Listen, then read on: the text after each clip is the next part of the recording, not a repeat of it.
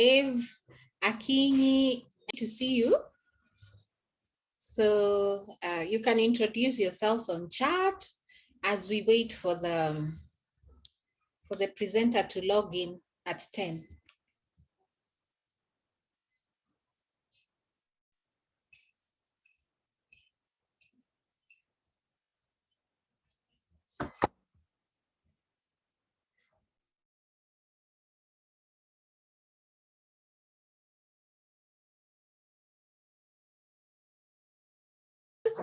And one of the spaces we have created is the Journal Club, just a space for young scholars or people, even seasoned scholars, to hone their research skills, to also learn how to collaborate, to also finish their research paper, but to also see an opportunity in having a career in research. You know, some people never realize you can have a career in research, which is possible.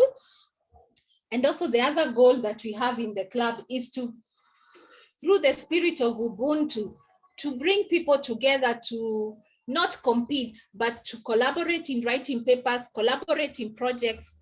Like through the Journal Club, I've been able to work with many people in consultancies. I've been able to collaborate in writing. So it's a rich space. And I please invite you to look for opportunities to collaborate. So welcome, Ayuya. Still not, Ayuya, you're not able to get any sound. Maybe you can log in and off. PhD finance. Finance students are many. You see now, Nancy, PhD finance. You can start discussions with Benson, PhD finance KU. You know, Nancy and Benson, all of you are doing PhD finance. Nancy is in St. Paul's. Meet and start thinking. I'm actually on the road. So I've just, when I had PhD finance, I got so excited. I parked on the side just to write that so I can continue and get home and settle down and join in.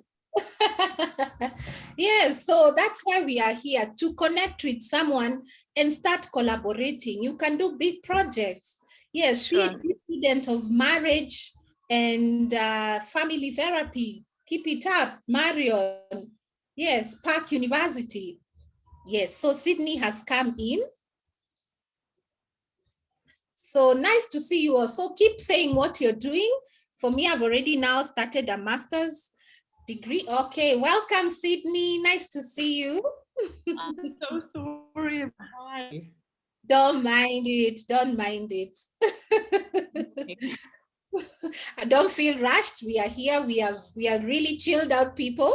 So it's okay. Oh, I'm terribly sorry. I got the time difference wrong. So I thought it was, that's why I'm a bit late. I'm so sorry. Don't worry. So welcome everyone to today's session. Today we are having an excellent speaker, someone who I have known through an amazing collective that she has started for those in gender. It's a very good collective for those in gender and sexual reproductive health. And she's the founder of Emergent Equity Collective. And that's how I met her on LinkedIn, the power of the social media. So that's how I met Sydney, and I'm part of that collective. And if you'd like to join, you can also tell me. And so today, Sydney is also a gender and program M&E specialist. She's a junior fellow at University of Toronto and a facilitator of gender responsive policy development workshops on Global Affairs Canada funded projects, some in Africa as well. And I know we have a lot of people in gender in the club. This is also a good connecting point. And Sydney is also pursuing a doctorate in education at Ontario Institute for Studies in Education, so at University of Toronto. So welcome, Sydney. Sydney will have this session part 1 and part 2, but she'll tell us more about it. Karibu, as we say in Swahili, welcome. Asante sana. Hi, everyone. So should I just start into my presentation then already, Aurelia? Yes, you can. It's now up to you. The floor is yours. Yeah? Yes. Okay, all right. So today I'm going to talk to you about that very difficult thing, which is getting your ideas, your theories neatly packaged up into an academic paper. And it's never an easy thing. Academic papers are, you know, something that you write while you're studying, or if you choose to become an academic, but they're really something that is quite different from any other type of writing that you will ever do, which is why it's so tricky. It's not journalistic writing, it's not fiction writing, it's certainly not writing a letter to a relative. It's a different style, it's a different sort of components that you need to include in your academic writing. And so I'm here today to talk to you about what that whole process kind of looks like. So in a second, I am going to share my screen. I'm going to find my PowerPoint presentation first. And then, sorry, these moments are always, here I am talking about academic paper writing. What I need to be doing is academic zooming. So, okay, here we are. Can you all see my PowerPoint presentation? Yes, we can. Yes. You can make it share. Yes.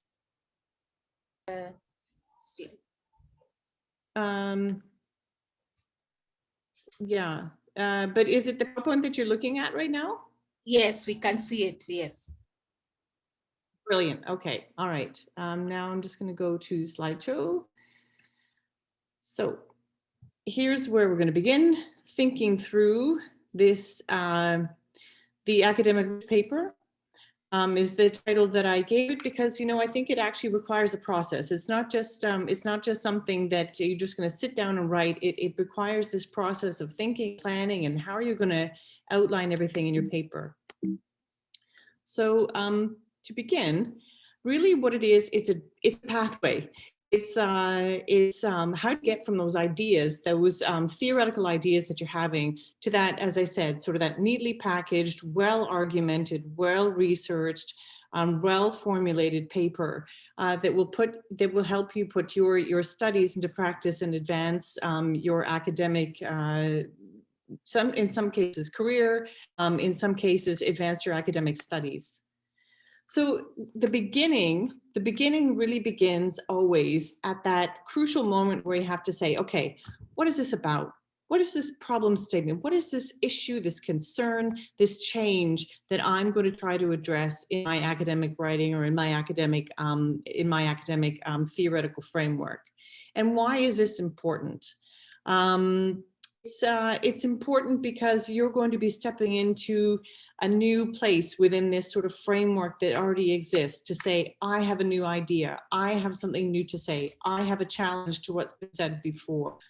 And what you're trying to do is, obviously, there's a number of ways of doing that, but sort of collecting in sort of strategies using, you know, big data, global research, nationally representative samples, and using broad areas of consensus that are needed in order to make these developments move forward.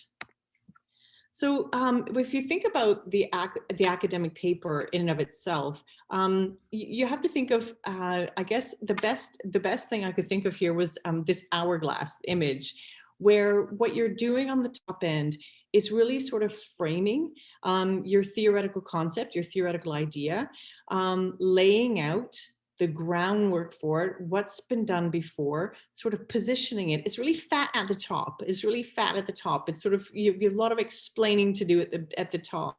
A lot of people seem to think, you know, an academic paper is a bit of a pyramid where you have this singular concept or a singular idea at the top, and then it all sort of builds down like that.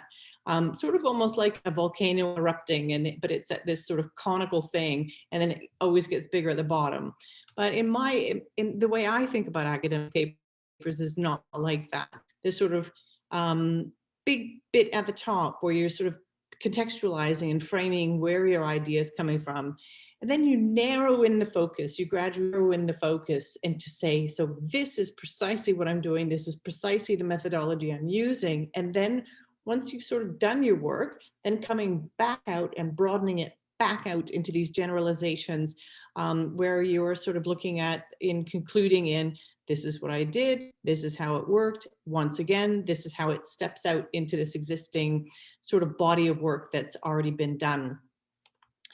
And I'm wondering if you have questions along the way, do not hesitate to stop me and say, just say, Sydney, I'm not sure about that, or tell me more about that, not sure. I won't always read everything on the slide, because I think sometimes that can be also a little bit boring if I'm just going to read every single thing on there. So I'm going to speak to the slides and try to sort of get all the information on there as I go.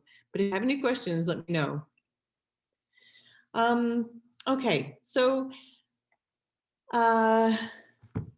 the beginning, we talked about that big part at the top, the part where you're framing and contextualizing. It's really a chance for you to say, okay, what do we already know? Because I think often, academic papers, unless they are highly innovative and highly sort of groundbreaking in the science, and even then, you're not stepping into a river that doesn't already exist. You're stepping into a body of work that has its own history and its own, and so you're explaining, what do we already know? What do we already know? And you're taking what we already know from very top standards of evidence. You're not looking to, National Enquirer to say, oh, well, this is what we think. You're looking at really frameworks that have some authority already. And in this part, the part at the top, I always say you have to pay homage to your academic and theoretical ancestors and other knowers and knowledge keepers. And I say knowers and knowledge keepers because we forget often in academia, we don't forget, but we often do not acknowledge that thinkers do not always come from academia. Thinkers can come from civil society. Thinkers can come from community leadership. Thinkers can come from all kinds of places. And so sort of paying homage to them in the introductory bit where we're speaking about that body that we're stepping into, that river of knowledge that we're stepping into. But what you are saying is, what's the big issue now? What do I have to say about that river? What do I have to say to those other knowledge keepers, those other theoretical ancestors? And what's the step forward that I'm going to make in my paper, in my writing, and in my research? So, you have to sort of ask yourself that question.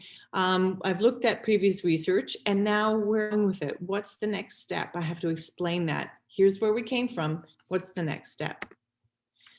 So you have to remember that these steps are incremental. Very seldom is anybody making sort of huge, tremendous leaps that isn't based on what somebody has already done. Even in the context of COVID, these COVID vaccines, it's not that anybody reinvented the wheel just now and said, oh, well, we've come up with this splendid new groundbreaking vaccine. These vaccines were built on all of those other, sort of SARS-related viral research that came before it, which is why in many respects it was able to be sort of launched and rolled out in such a small time frame.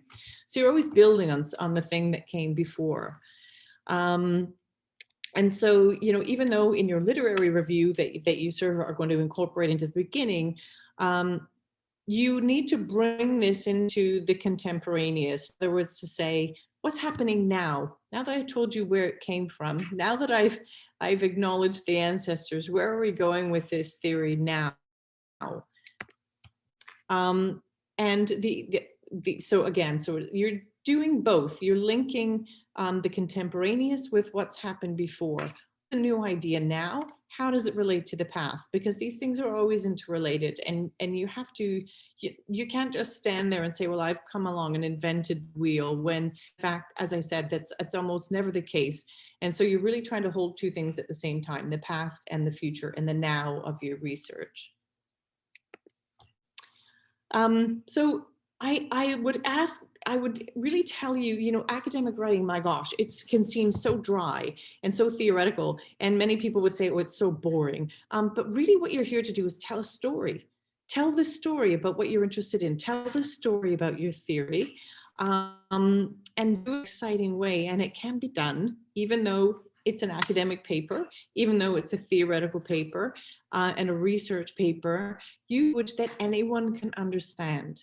So I don't know about you, but I've read papers before where, yes, we can all get a bit lost in them. But if the telling of the story is so complicated that even the research itself sort of becomes lost on other people, then your research paper and your writing isn't really performing the way that you want it to. You're not communicating your new idea to people. So how are you representing your knowledge claim, this new thing that you know? And how are you going to be able to make that claim from the results that you've used? And I'll talk about methodology in a moment, but you know, tell the story, tell your story. And you're gonna laugh, but try it out on a relative. You know, ask your mom or ask someone that you know, say, hey, I'm going to tell you a story, or I'm going to tell you about my research that I'm doing, and get feedback. Make sure the story is catchy, make it interesting. Oh my gosh, I remember sitting through a graduation ceremony looking at all of the titles of the theses that were of the people who were graduating and thinking, how did anyone make that one exciting? How did anyone make the minutia of whatever that thesis was exciting? But they must have. And you have to make your story catchy. It has to be about something new, but it also has to be relatable and understandable. And that's the trick, I think, to making a really good research paper stand out and articulate well, and get the attention that your work deserves. Yes, there's going to be novelty and innovation in your research question. And that kernel, that pivot around which everything else pivots in your research is, what is that novel question? What is the question at the heart of your research? How does it look to the past? As I said, how does it place us contextually in the now, in the contemporaneous of where things are? And how does it point us to the future? So that novelty statement has to be in there. What's new about what you're doing? And it can be in the question that you're asking, a method that you're using. It can be in the analytical strategy that you're using to sort of pull all of those things together, or the population of study that you're using that perhaps had not been done before. So you know, when I say novelty, again, it's always in the context of what's come before, but this is new. This is a new statement. This is something of your own that you are trying to articulate and study and communicate to other people. So this will come at the very end of your background to your research question. It will come in the paragraph at the end, and I'm going to now move into a little bit about sort of what collecting all of that looks like into your research paper. The novelty or innovation in your research question has to be explicit, and it can't offend. Your reviewers will have done the work to review, and these statements must be worded very carefully when your novel statement is about saying you are improving on previous findings. So one of the trickiest parts about positioning a paper, if you're trying to say something new, is now not to go back and say, well, whatever all happened before is bunk, or that it's untrue or incorrect. There are ways of going about saying, look, here's what's been done before, here's what I'm doing now, but without sort of necessarily, yes, you can be critical, but without necessarily offending that whole sort of, offending the ancestors, if you will, because that's never really a great way to position what you're doing. And it certainly sets you up for criticism in your own positioning. So how do you say to the ancestors, you were wrong, nicely? How do you get back and say, okay, I'm positioning my work in this novel in a new way because I think there are ways of going about it. And some of the things you can say is that, there's a contradiction that I found with past findings. So in other words, in this collection of researchers, I'm finding that these things aren't matching up. There's a contradiction here that needs to be answered to. You can say there's a technical reason, and I'm not saying, so when I say you can say, I mean that it's not because you're making something up, it's because you found a technical reason either in the methodology or in the practice that there's something wrong with the conclusion being drawn from past work that may have compromised it, and you can certainly point that out. A gap exists to say there's something important that's not previously been studied, and here am I'm filling this gap, and this is my research question, and that question is precisely what is filling that gap. That research in the past looked at it from this angle, has looked at it from that angle, but it hasn't looked at it from this angle, and that's my angle. Or way to position it, if it's happening this way, is to say, this much work or this facet of the work has been done to date, I'm going to carry it just that little bit more further. So there are ways to position your new stance, your innovative moment rhetorically that doesn't do disservice to all that's come before, but that sort of articulates where your piece fits in without sort of saying the whole puzzle core is wrong necessarily. And I think it's not only I would argue the most respectful way to do it, but really in effect, what it forces you then to do is also raise your own standards of inquiry and articulation. Oh, see, that's my alarm because that's when I thought I was supposed to wake up. Yeah, so what it will do in sort of positioning it this way is improve your own standards of inquiry and articulation so that you yourself are not falling into these same compromises, and that your work is sort of impressive and fulsome and articulated really well. So I'm going to look at method in 3 parts, and there's going to be a number of different ways of explaining. One of the things that I missed, and maybe Aurelia or you all can sort of, I'm not going to stop sharing my screen, but I don't have an idea from you about what you're studying. So I wouldn't mind it if a few of you would necessarily or put in the chat or just interrupt me and tell me some of your areas of studies. I can kind of try to speak to those as well a little bit. If anybody doesn't mind putting up their hand and saying, okay, I'm in this sector, or I'm doing work in this area. If you don't mind, then I can sort of have a sense and speak to those areas of study a little bit. Okay, let's have some people. Let me see the chat. Yeah. Maybe it's in the chat. Yes, there is entrepreneurship. You can speak about. Awesome. Okay. Entrepreneurship, yeah. Ooh, digital inclusion. Interesting. Anyone else? Okay. Leonard Ortiga, evaluations. Like me, I have a fellow evaluator. Marion, your hand is up. Education psychology. Okay, is someone going to? Nice. Education psychology. Okay, great. Marriage and family therapy. Wow, there's so much. Marion, is that you, the marriage and family therapy? Yes, thank you.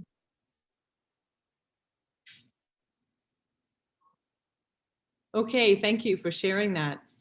Wow, homosexuality in boarding schools. Hannah, thank you.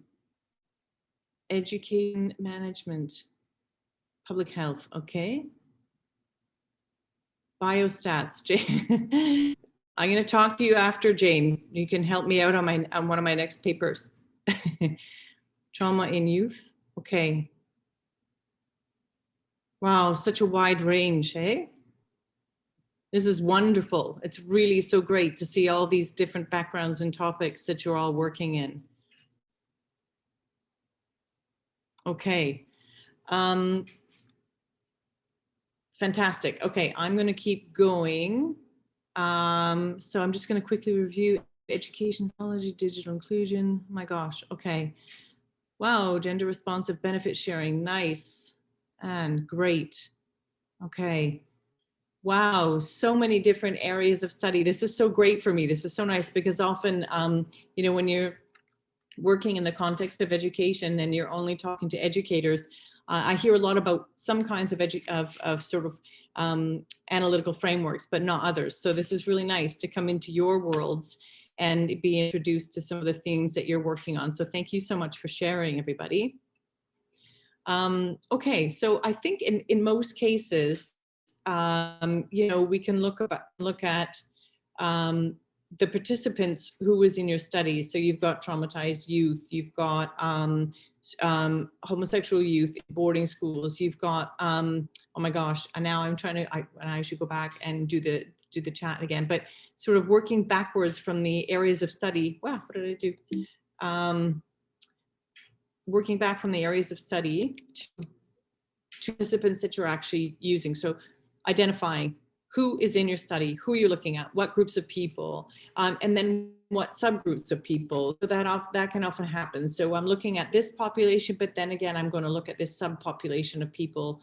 So in the context of marriage, am I looking at, you know, am I looking at people who have been married in the first 0 to 5 years? Am I looking at older people in marriage? What population am I looking at? Who are the participants in my study?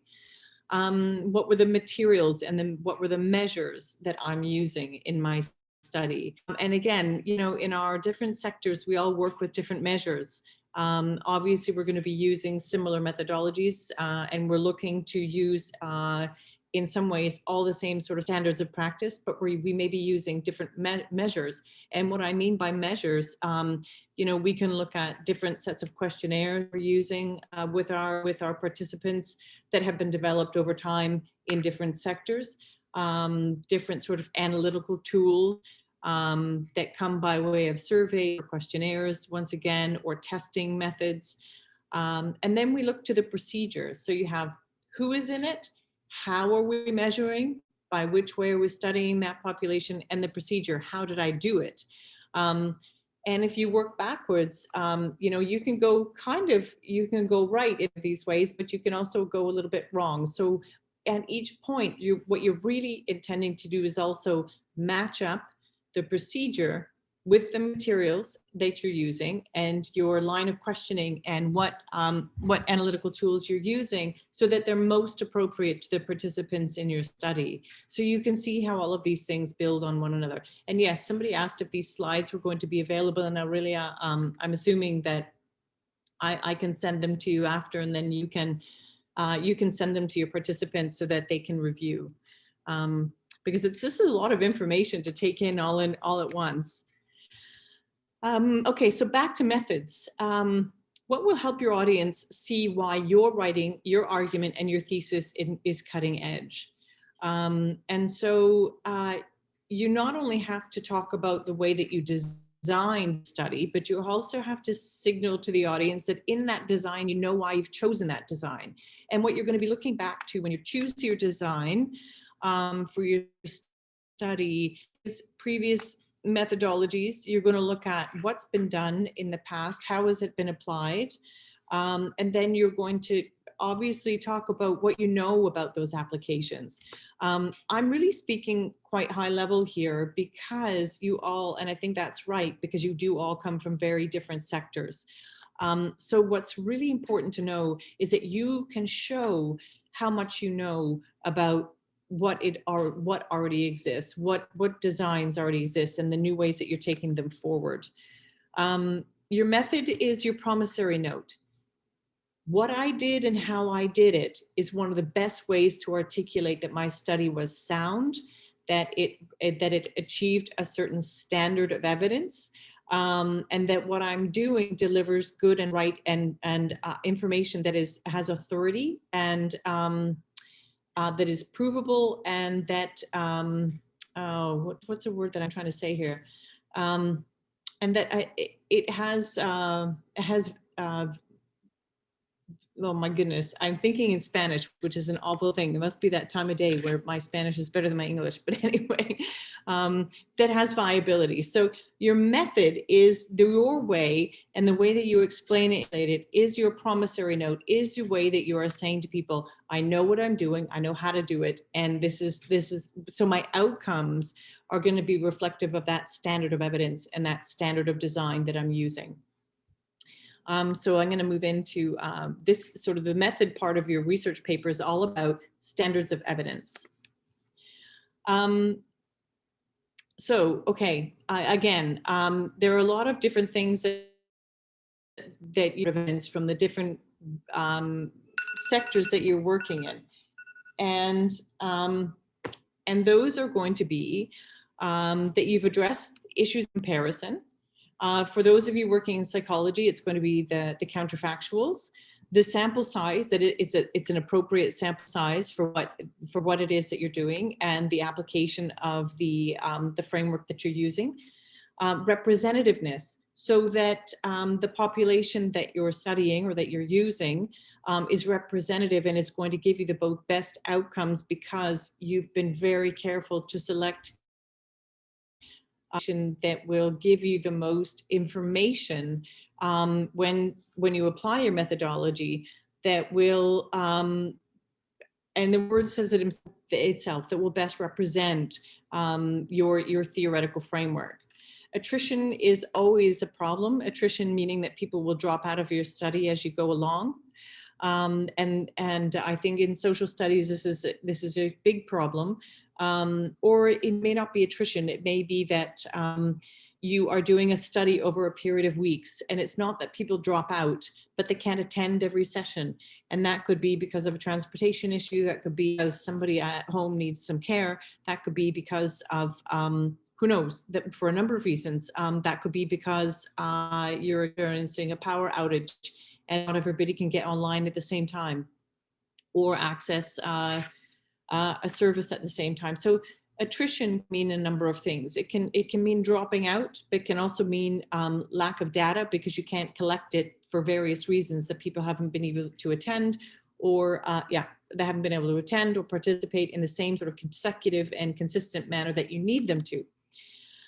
Power. So power is not relating to electrical power, but the power that you're using in the application of your statistical framework. Do you have the right power? And what I'm going to do, if that's not a concept that, because I don't want to sort of stop talking about how we're going to frame the paper, but I will come back to power later, either that, or I can send later to Aurelia in another sort of mini explanation or a slide, and then she can send that on to you. How are you analyzing the data? That's another part of your methodology portion of your paper. Is your data reliable? Is it valid? And how do you know that? In part because you've checked that you have power for it, and because in the collecting of it, there are no major gaps. There are no major absences in the data, and that it's consistent.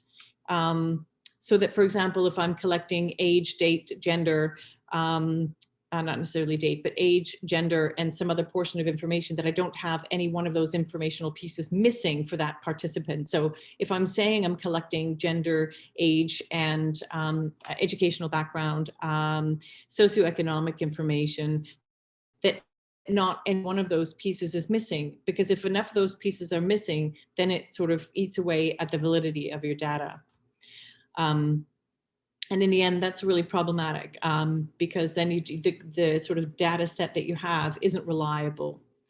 So, it's okay to say that something went wrong, especially when you are piloting something, or saying what actually could go wrong. So if it go wrong for you and you're lucky, you could also say, you know, what could go wrong is precisely what I've just said, some of the scenarios that I've just talked about. So not everybody showing up, attrition, people dropping out, people behaving differently than you anticipated. These are things that you could say that could go wrong and might very well go wrong.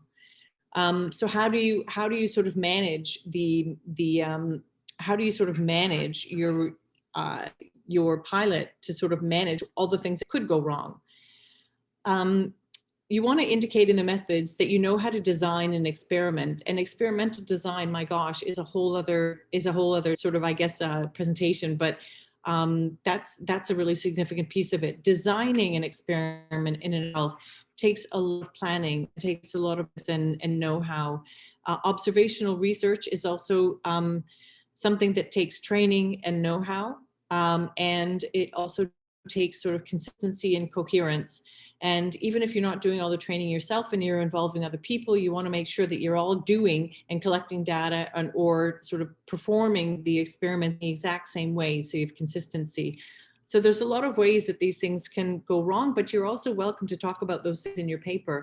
You know, I think not enough academics do it, and they try to get around that by either fudging data or sort of writing different ways around the data to try to show that nothing went wrong, when in fact sometimes it's okay to just say things went wrong and you can see in my data did, and this is the explanation I'm going to give you for it. Other ways of sort of making sure that the way that you're articulating things has validity and authority is piggybacking on the work of your supervisor. That's often the way that lots of people get published, is that they are working with sometimes the data that the supervisor has, or participating in a lab or a study or a pilot that their supervisor is doing, and piggybacking on that work. And if you can find a supervisor to work with who will let you do that, or even support you in doing that, that's really great. So the narrative. The narrative can take a number of forms, but what you need to have in all of it is sort of the description, the evidence, and the claims that you're making. The impact evaluation provides a narrative of a coherent theory of change. So this is more to do with sort of an evaluative study, I would argue, where you've looked at how things are, the application of your method or your study, with the mind, what am I looking to change here? What is the theory of change that I'm trying to move forward in this particular study? And then articulating that. The evidence, what's the evidence of impact in the research literature from existing evaluation results, and the claims you can make about that. So backing it up to the evidence, the description, what's the claim and what's the coherent explanation that I have now of what I've done or what we are doing and why we're doing it. So the narrative and that story, remember I said it's all about telling a story. This is kind of the story that you're going to be telling. So what is the process? What's the evidence that you have? And now what's the claim that you can make about that evidence? Sorry. Sorry, actually, you know what? There are different, this is a sort of a narratological or a narrative framework for positioning method. And then, so this is one of three ways of positioning your method. Empirical evidence, this is another positioning of method. Empirical evidence is different. So in the description, you're saying the impact evaluation collects data and reports evidence that those receiving intervention or the treatment have better outcomes. This is an empirical evidence-based study. The evidence is that there's quantitative or qualitative evidence of pre and post intervention that changed compared to what otherwise might have happened. So in other words, in an empirical evidence study, what you're saying is, I have the quantitative and the qualitative data from before I implemented, before I implemented what's called a treatment or an intervention, compared to what would have otherwise happened if there was no intervention and no treatment at all. And then the claims you can make about that, what can we demonstrate that our interventions are associated with beneficial results? In other words, from what are the results that happened coming out of that intervention that were beneficial? So sort of when looking at the empirical evidence coming to the end and saying, we have the data to show this, the outcomes were beneficial, the theory of change worked. Oh my gosh, I'm so sorry, my goodness. Now my phone's telling me I'm not awake yet, which is not true. So the third one is causality. This causality, this causal framework, you begin with the description, which is an impact evaluation methodology provides evidence of causal effect of intervention. So causal effect meaning that the intervention that you applied actually had a causal change, that the application would not, that the change would not have happened without the intervention itself. And sometimes that's as some of you may already know, that's not always an easy thing to prove. But the causal effect of the intervention is really important to be able to show. And how do you show that? Through quantitative and qualitative evidence, pre-post intervention, change on participants relative to a control or comparison group. And then what are the claims you can make?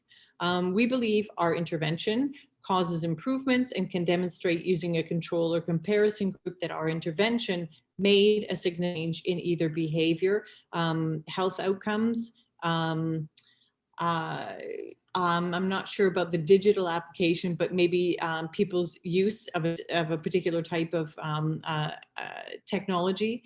So this is sort of the causal framework of the sort of a causal argument. So I can go back and just quickly say there has been so we've had a narrative framework, an empirical evidence-based framework, and a causal framework. And I'm so glad that I think you're going to receive these slides, because as I said, this is a lot of information. And I'm kind of going through it. So I hope it's all right. Does anybody have any questions? Because I am just kind of running through this. I've tried to keep it really high level because you all study in such different areas that I'm sure that I'm hoping that you'll see your area kind of reflected in what I'm saying this morning. But if anybody back right now or any questions that they want to ask before I continue on, I'm happy to take them. And I'm going to change this so that I can see the chat as well.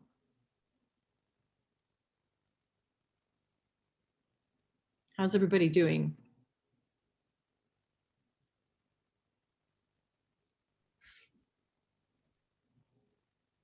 Oh, okay, let's see. Slide to slide. Oh, could you guys not see the slides? Can you see them now? What I've been just doing now. Have you been able to see them? Yes, we can. Yeah? Okay. Okay. I was worried there. I'm like, oh my gosh, they've just been looking at me talking and talking. How awful. No, it was for a minute. It was for a minute for Mariam, but she figured out. Guys, if you have any question, let's ask. Let's make it interactive, and it's going on well, Sydney. Yeah. Great.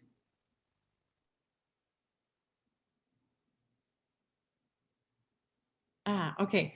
So what's the difference between causality and empirical based? Okay, so that's one question. I'm going to go back in the slide for a second. And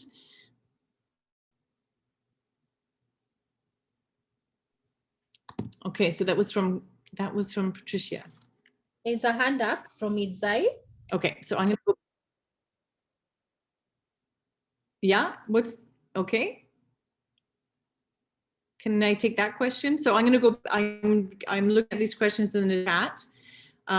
So the difference between causality and empirical, and then there's another question I think someone has as well. Idzai, your hand is up, you can ask. Yes, Yeah. Thank you. Thank you. Is it possible? Hi, Idzai. Hi everyone, how are you? Is it possible that Stephen can explain on reliability and validity using any of the topics which people have suggested? Thank you.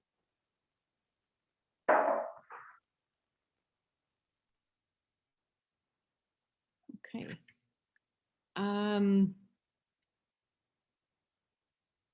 So I'm just trying to figure out the question one more time. And I'm not clear on the question. So can you repeat it one more time? Yes, I want to understand more on validity and reliability. So is it possible you can explain using any of the areas which people were suggesting in the chat, like homosexual in the youth, trauma in the youth, education, psychology, any of the topics, you can choose any so that I can understand more on reliability and validity. Thank you. Yes, sure. Yeah, thanks, Itza. That makes a lot of sense now. Thank you. I wasn't quite understanding, and now I've got it. So I'm going to go from the first question, and then I will address Itza's question and the difference between causality and empirical based studies. So let's go back it up here.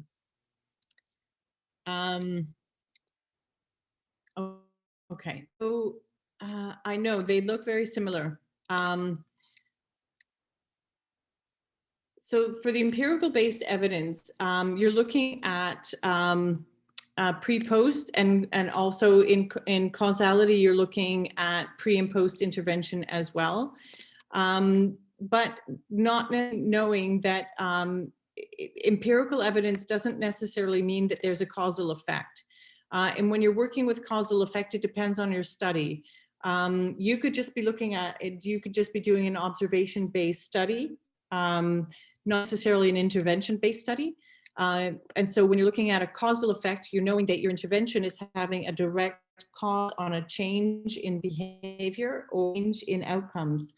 And so the difference there being that, for example, like an observational study, what you're just doing is collecting information that demonstrates a theory or a concept over time. And that let's say, for example, doing a mother and you're trying to improve maternal engagement outcomes. So you are looking at ways of producing better outcomes in maternal engagement, and you're collecting input on observation that you're making, and also input that you're doing for moms who are engaging with their babies, for example. And so you're hoping that that training or that engagement based on your observation can show that the intervention or the training that they received has an actual benefit. In the causal, and I guess that looks causal, doesn't it? Because what I'm saying is the intervention, the cause and effect is that there was an intervention and that was an outcome that was demonstrable. The difference in these two things is that, for example, I'm using here this control group or comparison group. And I think the difference here being, rather than observational, you're taking two sets of populations, one that receives an intervention, one that does not.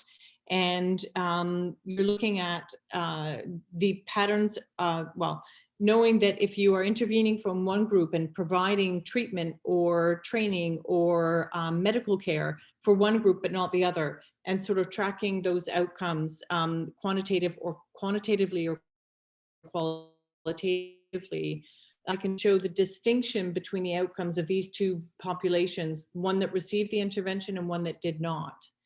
And I don't know if that explains it, but I'm not sure. Yes, you have explained it very clearly. Thank you. And I just want to find out, can we now I want to get back quickly to its question. Can you use both in a single paper? Yes. Is that the question? Patricia, is the question that can I use both in a single paper? Yeah. Yes. Those methodologies are really different.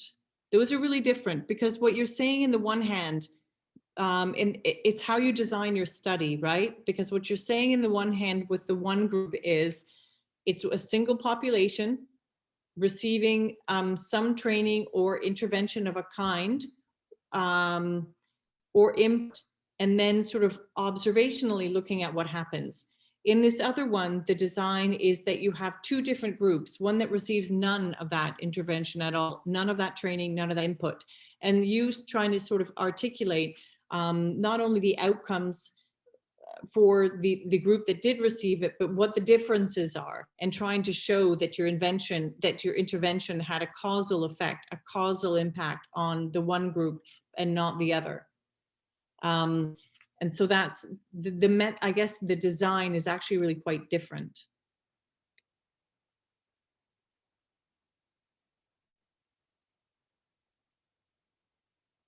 Back to, I just want to answer Itzai's question on validity. So validity, gosh, validity can apply to so many parts of your study. Validity can apply to how are you deciding, for example, when you go back to deciding what population is going to be included in your study, there are so many ways to decide that. And that would take a whole other, again, a whole nother talk. And I'm wondering, maybe, you know what, I'm going to put sort of validity and population. And Aurelia, if you don't mind, I can also collect some more of this information and send it to you to send to the participants, but I will speak quickly to validity. Validity applies to a whole different, a number of things along that journey. Number one, let's start with that population. Remember at the beginning, I said, who are you dealing with? Who is the population? Sort of making sure that, let's say, if you're doing a study on kids that you think from an educational perspective need intervention X, how do you decide from the population that you're studying that you've collected just the right kids to determine whether or not the intervention is going to have an outcome or not? So it's selecting your population, and there are ways of doing that that will either make your study valid or invalid depending on who you've collected into it. So you can have validity at the population. You can have the question of validity at your population choice. You can have the question of validity in terms of the intervention itself. What's the design of the intervention? Maybe we know the treatment needs to meet a certain threshold of delivery. So I know that for there to be an impact, I need to deliver the intervention more than once. If you just deliver an intervention one time, you might not get the right outcome. So the validity of your intervention might not be right. So at that point, you've lost the validity. The collection of your data, you may lose the validity of your outcome by allowing there gaps in the collection of your data. And as I said, where you have the age, the gender, the socioeconomic and educational that you're all supposed to be collecting, but 3 of your researchers forgot to collect age. And now you've got one researcher who didn't add that into their data collection, and now the validity of your data collection has compromised. So all the way along, you can compromise the validity of your study, and there are numerous ways of doing that. I can write a bit of that and have Aurelia send it to you if that would make sense. So I'm gonna continue on though. Okay. I think the most important thing to remember is that none of us are masters of even the we study. So even though we may say, yes, I have a specialization in this area, it's really hard to say and you shouldn't. Nobody is the master of the universe. And because you know why? Because if we're studying human beings, we don't get to be masters of the universe. There are so many unexpected things that happen. There are so many things that can go wrong. These validity issues will arise not because you've done a poor design, but because something happens. Recently, I did a survey with a group of people. It was a pre-post survey. In other words, so I did a survey before the intervention, I had the intervention, and then I did a post survey, or at least that's the way I thought I designed it. Now, I was designing something with researchers that were doing this over the country with and for me.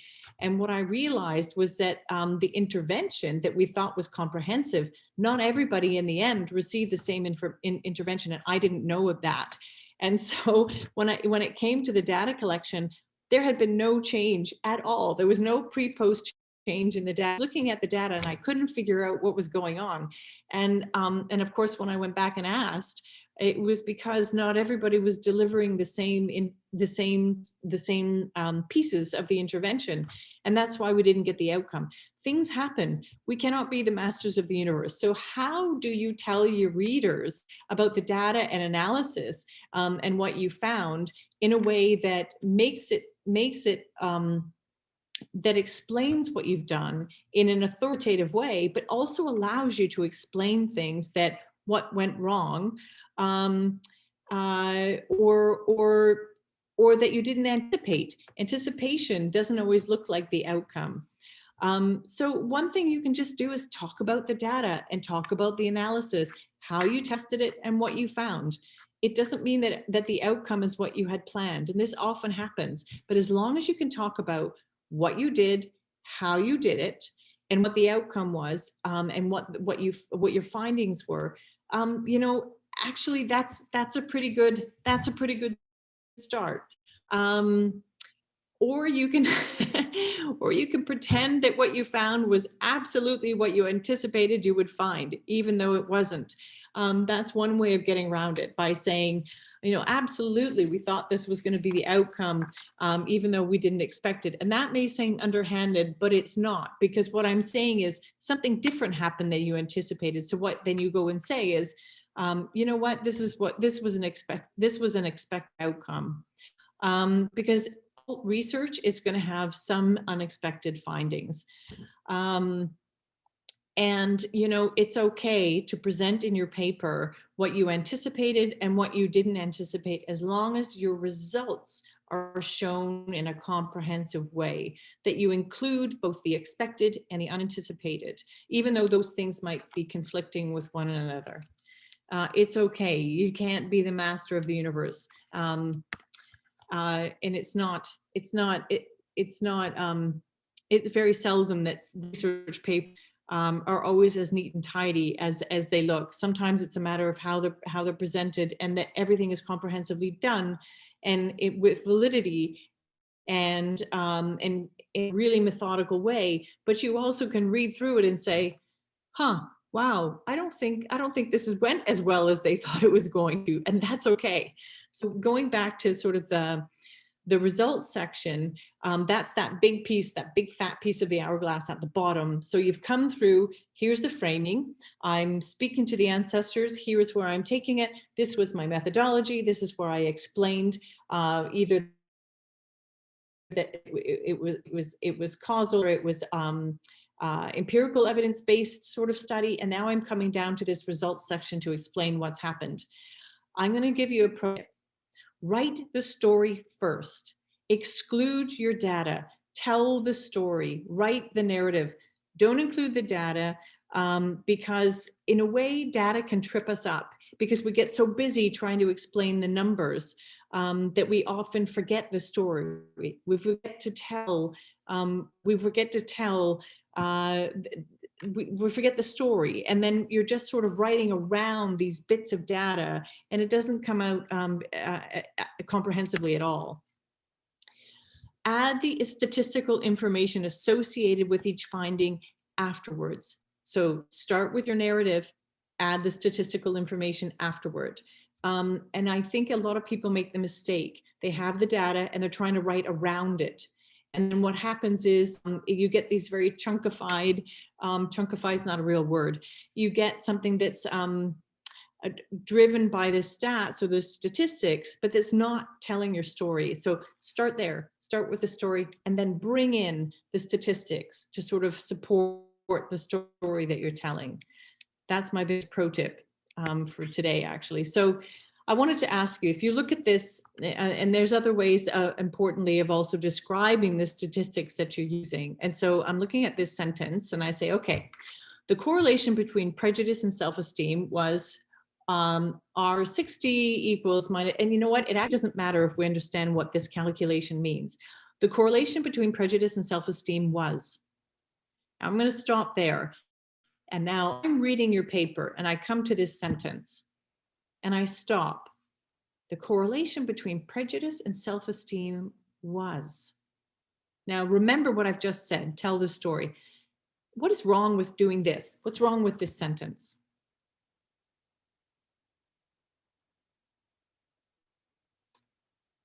Looks good, looks impressive. What does it tell me?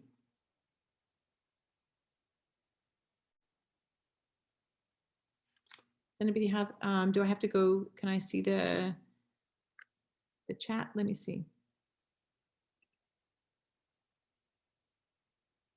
Oh. There's a hand up. Hasina, go. Actually, that is not explaining anything to us. I mean, it's just giving us statistics, but the person reading it may not understand anything. That's what I think. I'm not sure. Yeah, you're right. You're right. You're right, Hasina. It's not doing anything. What do I know about the correlation between prejudice and self-esteem?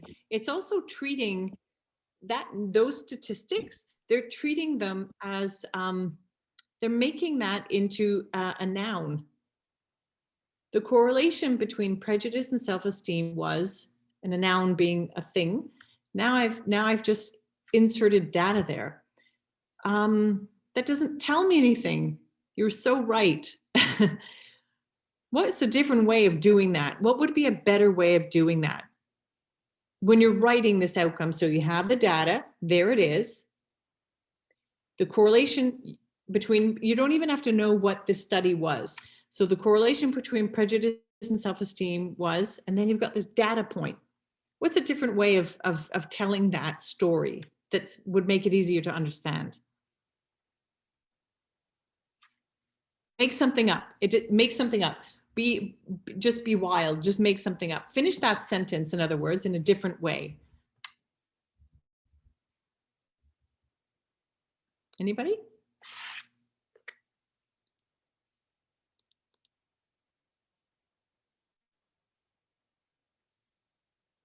Okay.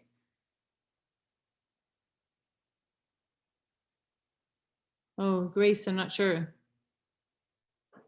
Is it, Grace, that you can't hear, or? Oh, okay.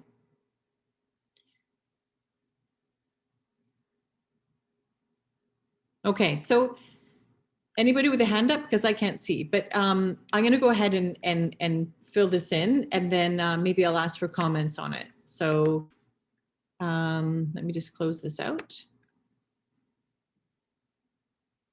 This would be another way of presenting it. The correlation between prejudice and self-esteem indicates that prejudicial attitudes are associated with self-esteem.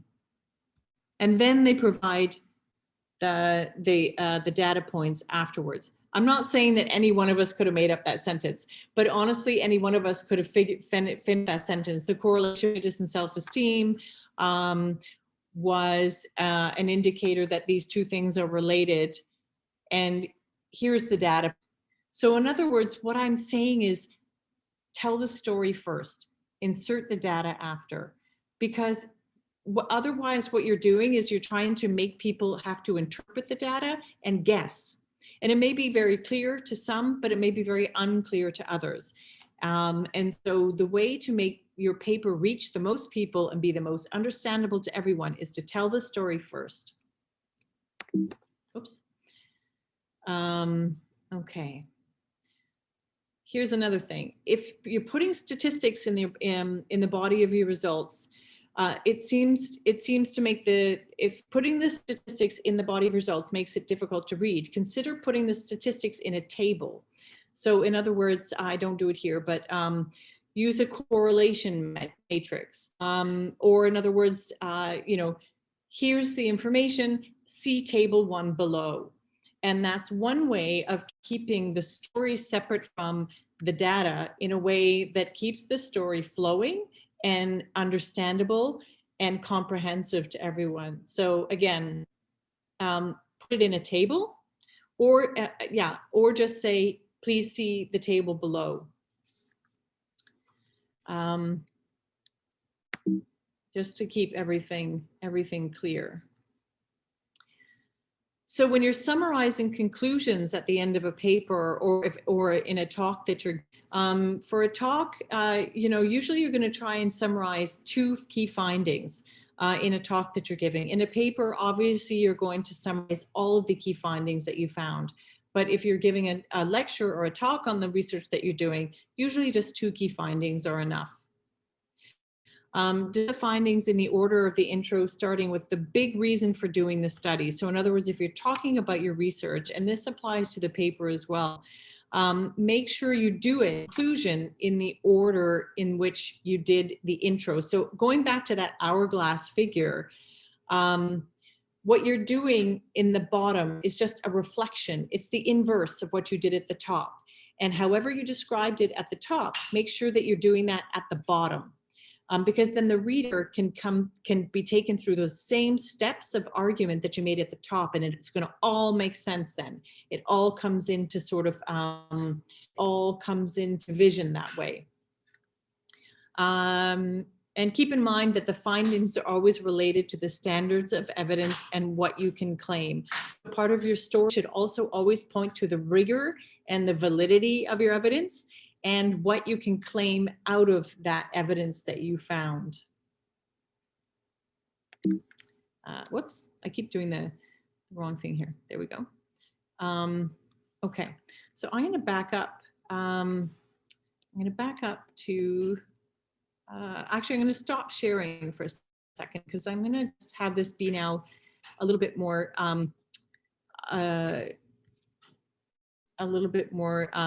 participatory. So having presented sort of this idea that you're going to create this hourglass structure, you're going to, and the way that you design or sort of formulate your introduction, then you're going to get into that description of your methodology and the outcomes, and then describe it at the end, much as you did in the introduction. That hourglass really helps. Does it help you as an image to keep that hourglass in your minds? Don't do that. If you do that, I will talk to you. Come and fix this. Might need to mute. I like the music. Let's ask question. I know in our context, we use a lot the funnel method. So it's also interesting to learn about the hourglass method as well. It's that bringing out the results area, but I would love to hear the feedback from the members. I'm going to go back into the chat. Here we go, and back up into the different areas.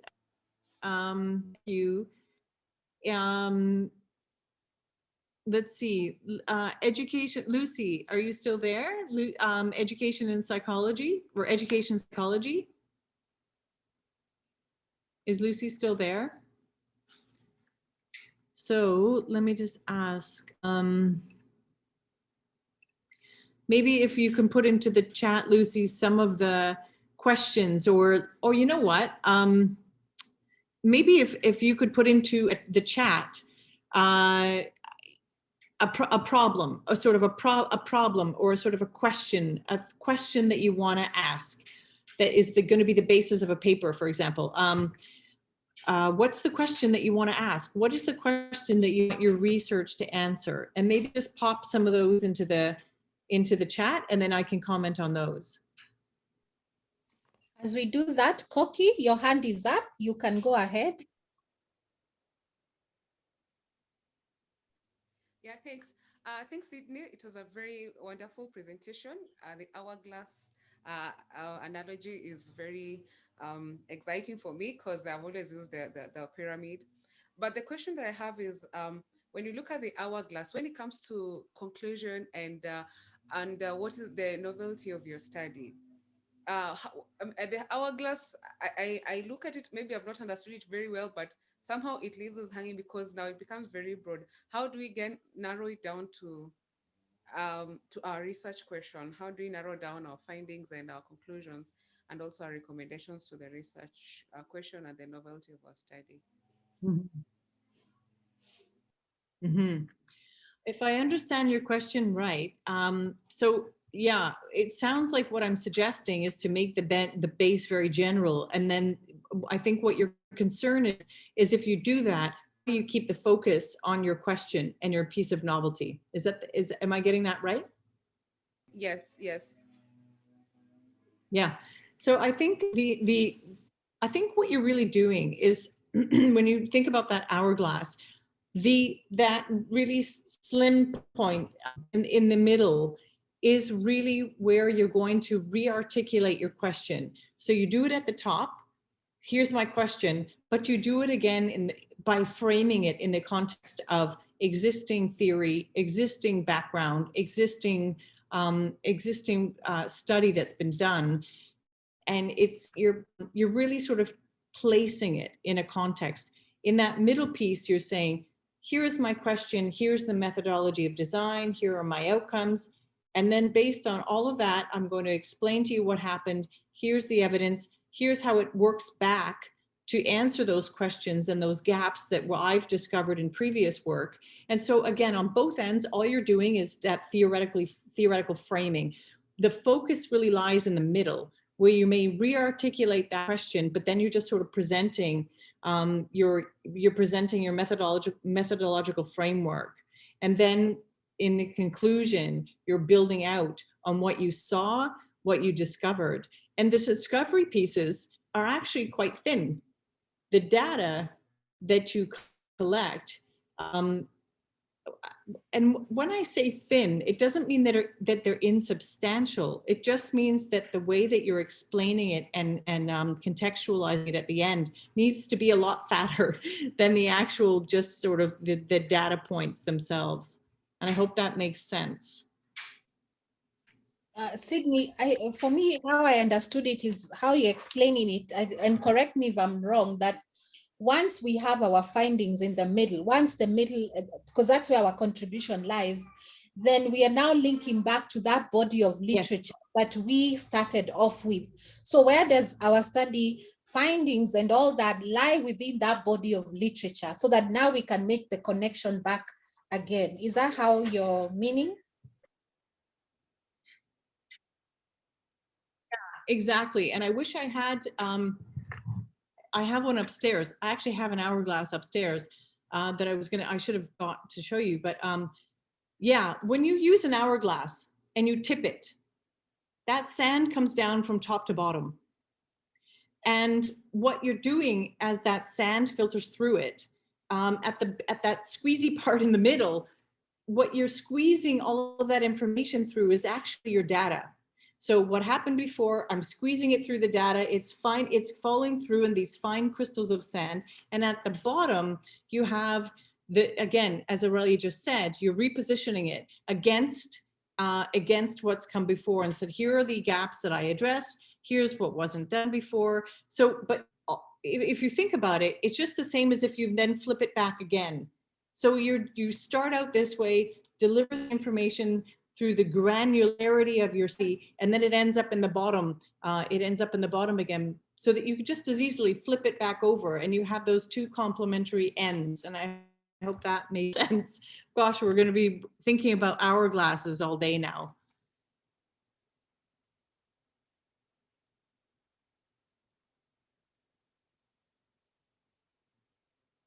Okay.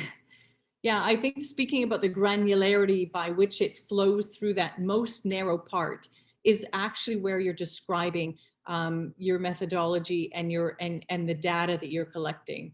That's the granularity of it, that where it comes through that piece, that piece of argument so narrowly is right there. And as Aurelia very rightly said, that's your question, that's your point.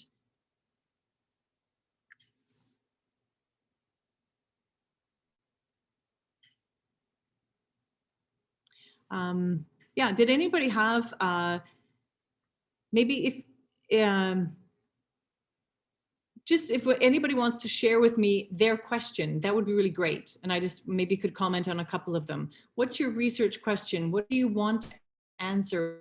What new thing do you have to say? And just maybe drop it in the chat real quickly, and then I might just be able to say something to that. Let's have the questions. We said always this is a learning space. We are here to learn and share. So the more you share also, the more feedback you get. So if you already have a research question in mind, please just type it in chat and let's engage. You may get some very good insights that might help you in something you're struggling with. So feel free, it's a learning space, no judgment, just go ahead.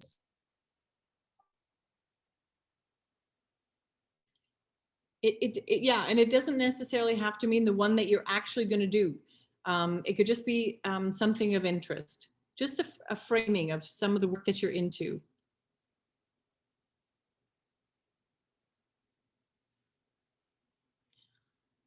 While you're doing that, you're thinking of your question, if any of you do want to share.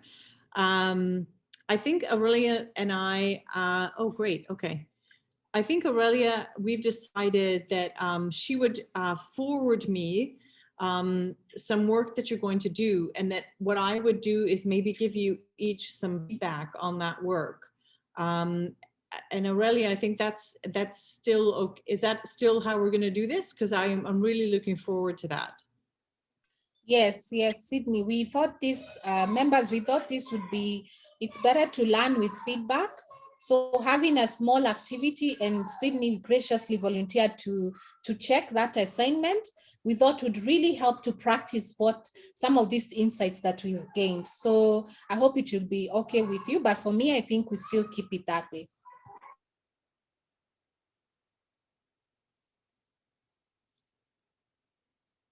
Yeah, I'm really excited to get, even if you don't have a whole paper, you know, maybe just when you submit whatever the assignment is that relates to you, but just submit, you know, your introduction, how you think you want to approach it from a theoretical or a methodological framework, and what you're hoping to find, or if you found something already. So either you can have a paper prepared that you would like feedback on, or something that you're trying to work through. Don't feel like when you send it that you have to have the whole thing worked through.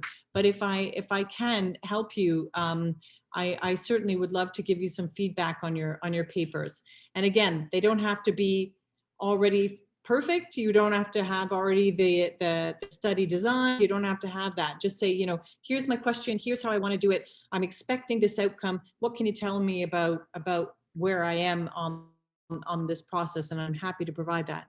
Okay, so I've got some questions here. What types of parent interactions influence adolescent depression?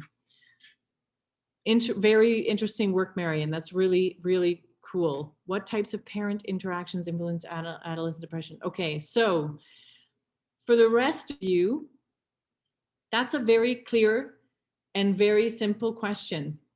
Now you could, what's one way of honing that question even further? If I think about a piece of wood, and my question is this, but I need to shave it off a bit. I need to shave it off to get just the right shape of it. When I say what type of parent interactions influence adolescent depression, how can I narrow that down even further?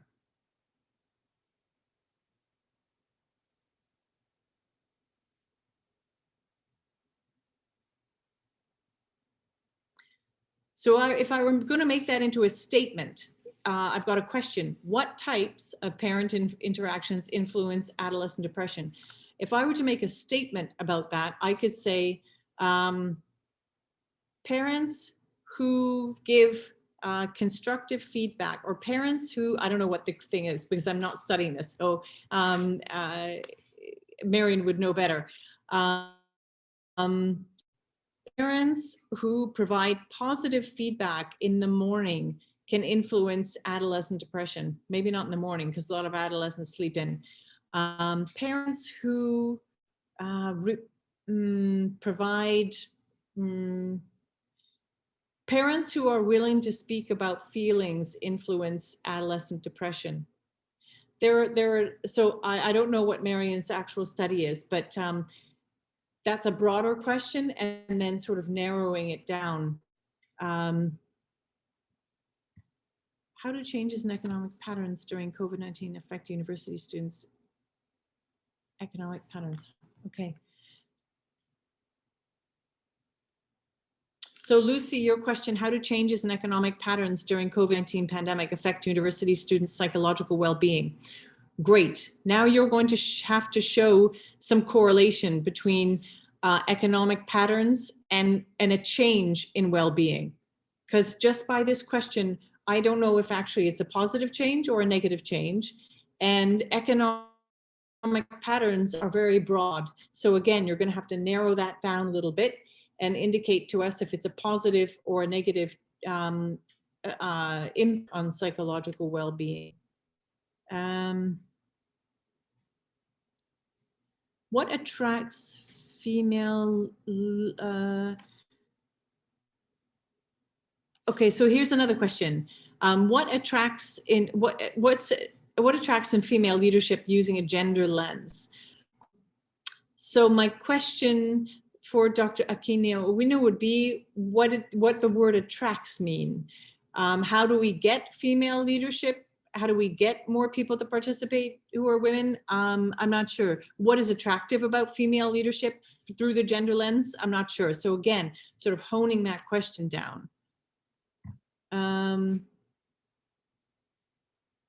Nazarene, wow, trauma load. My goodness, that's heavy stuff. Trauma load on road traffic accident victims. And question could simply be that. What is the trauma load on road traffic accident victims? Period. Great question. Because trauma load is a concept. So you don't need to extrapolate any further on that. That's as a standalone question.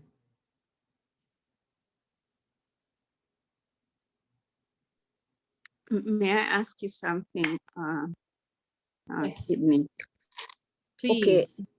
All right. So now, yeah, if I'm to hone it further, and then there are different types of parent interactions that influence adolescent depression. For example, harsh parenting. So does my research question still stand, or do I have to change it after honing it further?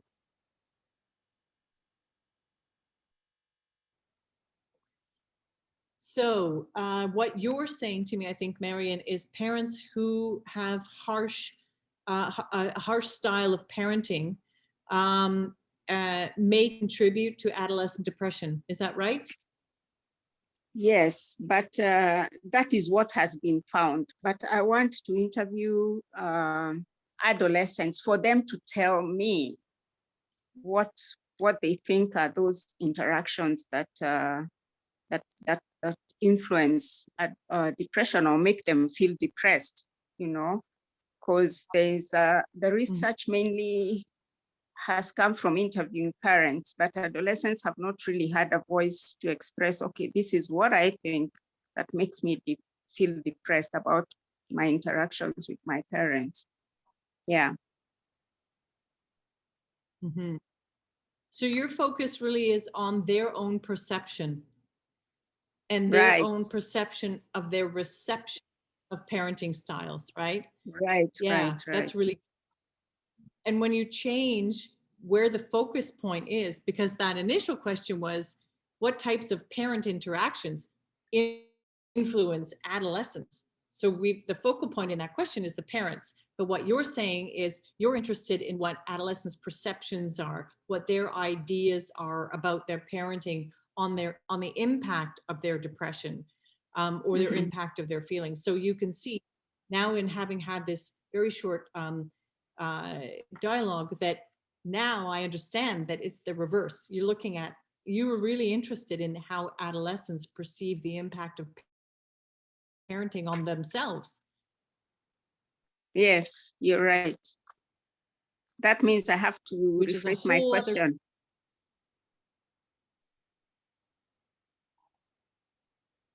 Yeah, and that could take you on a very different design.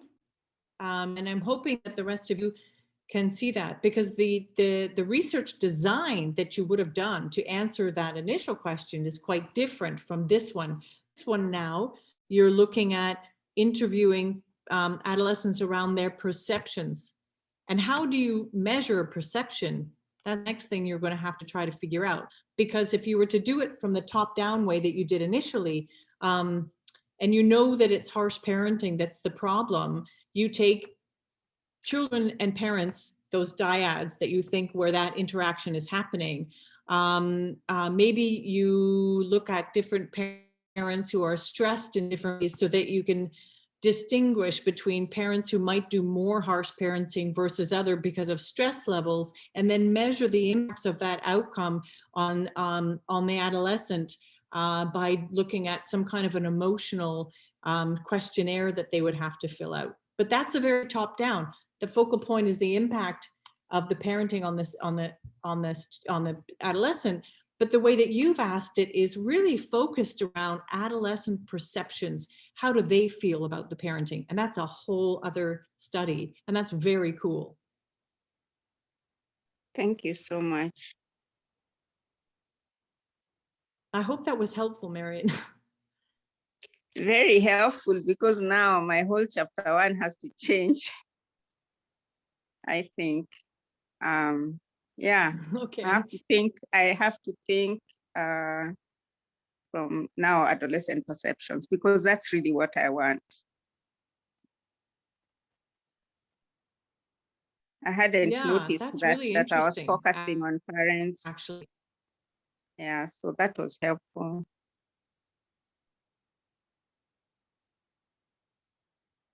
It changes the whole framing, doesn't it? Yes, it does. Yeah.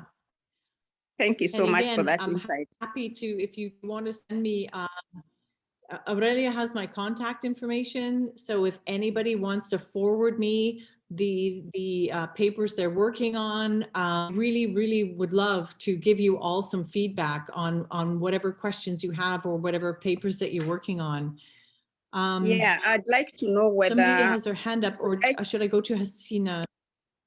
Should I send my chapter 1 to you, or what questions would you want me to respond to, so that I can send you my concept? Yeah, so I'm happy to look at probably maybe 10 pages from everybody. Is that okay? Sounds good. Yeah, so what we are going to do, we will just, we will give you an email where you put all the papers that you'd like to, each of you has a paper that would like reviewed by Sydney to post, and then we will give her at once. I think that will make it easier. We'll just put it on a Google Drive, and then she can be able to access that. So we'll share the email on the journal clubs, and then we put a deadline so that she'll be able to manage all the papers. Yeah, I think we talked about maybe 2 weeks so that I could go through them and have a look at them. Yes. And if it helps, I can send them back as I do it, so that maybe, you know, we can have a bit of back and forth, so that it's not just one piece of feedback that you're getting, so that we get a chance to maybe work on it a bit together. Does that sound okay? Awesome. That would be so good, Sydney. Thank you for that. Yeah. That's very good. Okay. Yeah, you're quite welcome. I'm just going to look at this one other one, and then I know you all have to go also, but Hasina, so aim to establish the effect of mediated learning intervention based on developing cognitive thinking skills on the attitudes and efficacy, oh my goodness, of primary school teachers to implement inclusive education. Okay, low performing schools. You're doing a pre-post, great. Inclusive education, and Zoom, sorry, is that Zoom? Why and what, and Zoom on thinking skills? This is Hasina.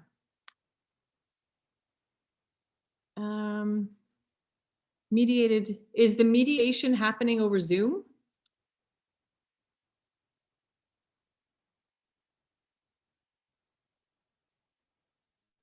Not sure.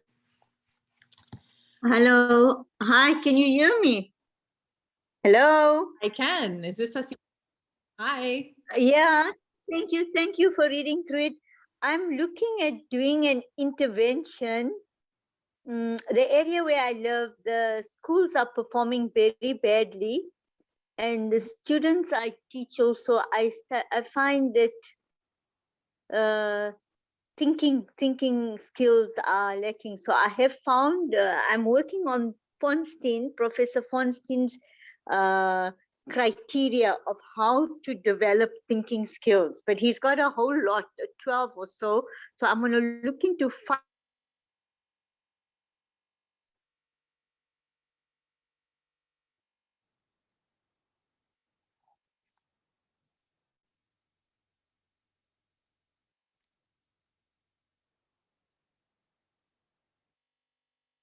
It's so hard when we get cut out by these Zoom calls. Yeah, oh my goodness. But no, it's okay. You know what? I caught that one little piece, and already I can see that there might be a question around what the criteria of measurement are, or what the criteria selection could and might be. Even that is problematic. So, or not problematic, but it makes you have to answer some questions. So even the criteria selection is important.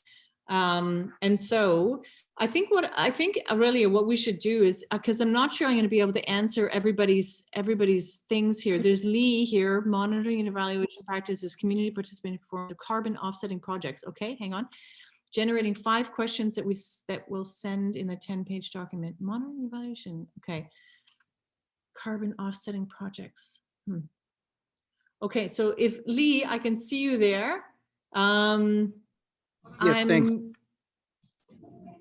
Hi, Lee. Tell me a little bit more about your project. Hi. Nice to meet you. Yes, thank you, Mwalim. I'm looking at monitoring and evaluation practices, community participation and performance of carbon offsetting projects. The case of Hifadhi Cook Stove projects in Embu. So we have a particular project in Embu County in Kenya that is doing very well in terms of carbon offsetting. Now, I am a monitoring and evaluation student, and I noticed that this project relies heavily on monitoring and evaluation for the carbon offsetting, for the credits to be earned. There's a lot of monitoring and evaluation that is going on. So I sort of bounced this topic with my lecturers and they gave me a go ahead to start, but I've never really started. But now I got challenged when we were thinking of starting the research questions. So I have attempted to write some research questions because I need to formulate like 4 or 5 research questions at PhD level.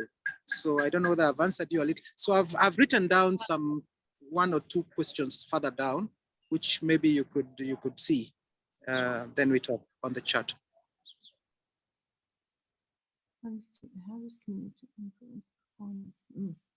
I would argue that number 2, yes, community participation and carbon offsetting projects is, I mean, you probably already know this, but if you do not get community buy-in, carbon offsetting projects are not going to work, right?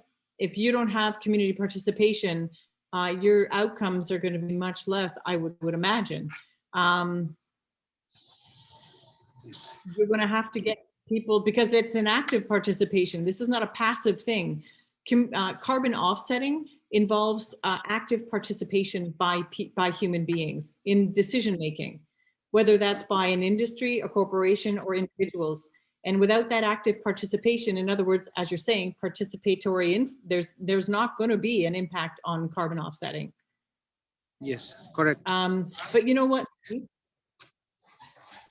Does Lee have access? Aurelia, can you be in touch with Lee so that he can also send me the 4 or 5 questions that he has, and maybe I can give feedback on those separately so that everybody gets some written feedback? Yes, I think that's what we'll do, because I'm also seeing people are starting to leave. So what we do, we'll all those with, I've shared the email here, but also in the club. You can share it, and then you share your material, and then we'll be able to send it to Sydney. So yeah, I think now we can do that, because I'm seeing people are starting to leave. Although there's a question which Anna has been asking about, I don't know if you saw it, Sydney, about counter something about psychology. What was that question? I've seen she's typed it twice. Explain counterfactual in psychology further. Hannah, are you answered or you're still asking that question? You've typed it again.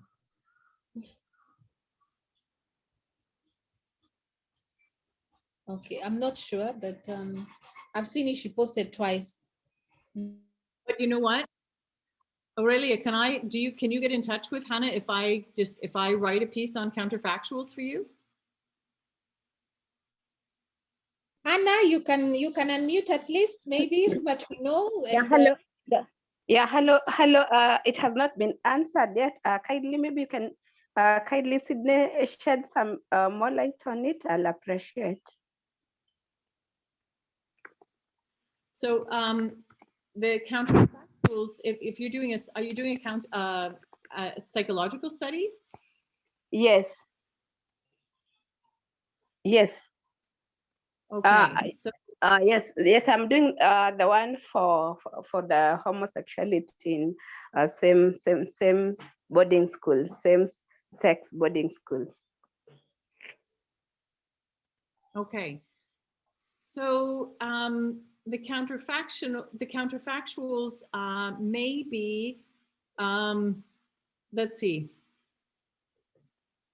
It would be, so in this case, I mean, are you talking about counterfactuals in general or as it applies to your particular area of study? Because the counterfactuals would be the ways that human beings can sort of articulate or create an alternative narrative around life events that actually happen that are counter to what you're seeing in the data. And I'm wondering,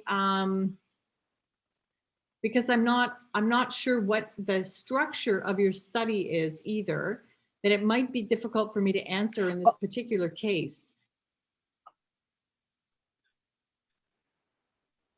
Hannah, are you able to be in touch with me? So I think I think you can do it Aurelia, generally. I think the best thing to do is you can first just do it in general aspects.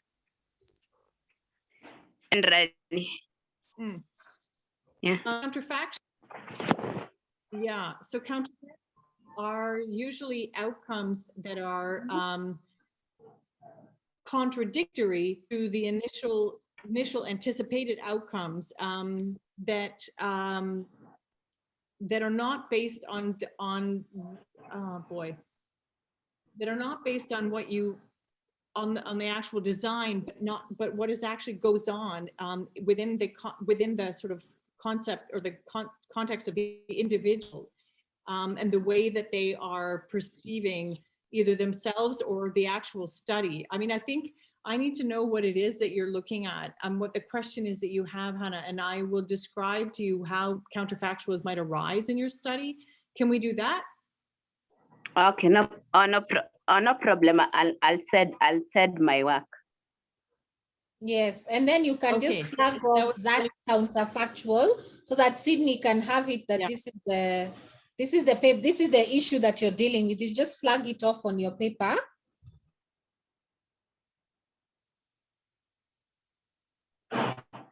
Fine. I think it'll be easier for me to answer these offline. Yeah. Okay. So Aurelia, I'll just ask you to forward me people's papers and then I'll provide everybody some feedback. Great, that is so good, Sydney. We are so appreciative of that because I think writing without feedback is sort of shooting in the dark. So thank you so much for that generosity. And I'm sure everyone will give the paper. So we'll send it in time. We'll just send it immediately after this in the club. I think it's good we put a small deadline so that we can give Sydney good time. We can send maybe the first 10 that come, she can start on that. And then those who have not yet put themselves together can have some more time up to next week, maybe Wednesday. And then she can have all the papers till, I think our next session will be on 10th, Sydney, right? 10th of April. The part 2? Yes, and I'm saving the myself. I'll come circle back to some of these questions I didn't get to. Okay. Oh, great. Okay, great. So thank you so much, Sydney, for the amazing session. Honestly, from the feedback, these are some of the issues that have been very tough for the members, especially research design and all those nitty-gritties that you have touched on. It was really useful. I'm sure I'm not saying this for myself, but I can also see the chat and the fact that people will get feedback. That's an amazing bonus. So thank you so much for coming. We appreciate you. I don't know if any member would like to say something, but we are done. Any member would like to say anything, but we are now concluding and we now to move to the next step. Hello, I'm here. Hi. I'd like to speak just to say that it was a very, do I say mind-boggling experience. Right now, I didn't manage to really put my topic there, but I can already see some of the areas I'm going to work on, because as we followed through, I opened my paper, and as Sydney was doing her speaking, I followed through, just looking at what I've been doing, and even helping me to think through step by step. And I think the hourglass model, that's a takeaway, and it's going to change automatically what I am doing right now. And so I am so grateful. Sydney, you don't know what you've done today, and some of our papers are just going to take shape just because we took time.